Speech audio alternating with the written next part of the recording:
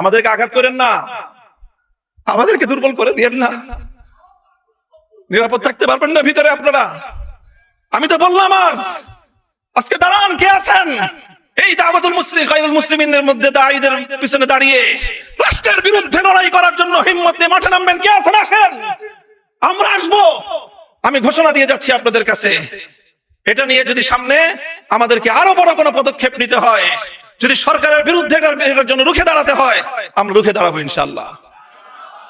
কাজে আমাদেরকে দুর্বল করে দিলে আখেরে আমরা সবাই ক্ষতিগ্রস্ত হব। আপনি মুনাজারা ইসলাম মুনাজারা করেন, আপনারা বাতিলের মোকাবেলায় দালায়েলের বহস করেন, আপনারা আপনাদের মতো করে বহস করে যান। আমরা হয়তো মুনাজারা করব না, বহস করব না, কিন্তু আপনি আহলে হক হয়ে, আপনি উলামায়ে দেওবন্দের একজন মুখপাত্র হয়ে যখন মুনাজারা করবেন, মনে রাখবেন আপনার তাহাফুজের জন্য আপনার পিছনে মামুনুল হক কুকুর হয়ে দাঁড়িয়ে আছে।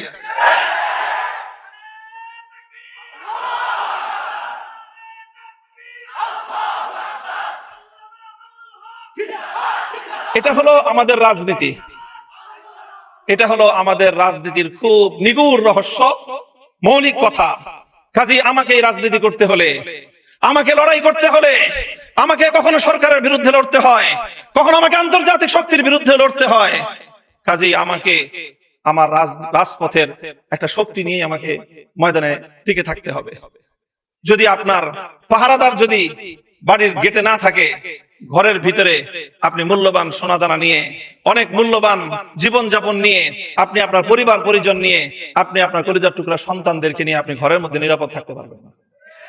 হয়তো আপনার পরিবারের ভিতরে যারা আছেন, ঘরের ভিতরে আপনারা যারা আছেন, তাদের তুলনায় আপনার পাহারাদারের মূল্য অনেক কম হতে পারে, কুকুরটার মূল্য অনেক কম হতে পারে, কিন্তু মনে রাখেন ওই বাড়িতে দরজায় যদি কুকুরটা না থাকে, ঘরের ভিতরে আপনি নিরাপদ থাকতে পারবেন না।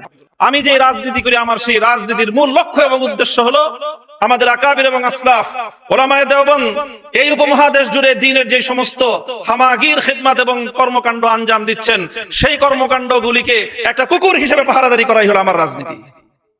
পরিষ্কার আমার বক্তব্য এটা।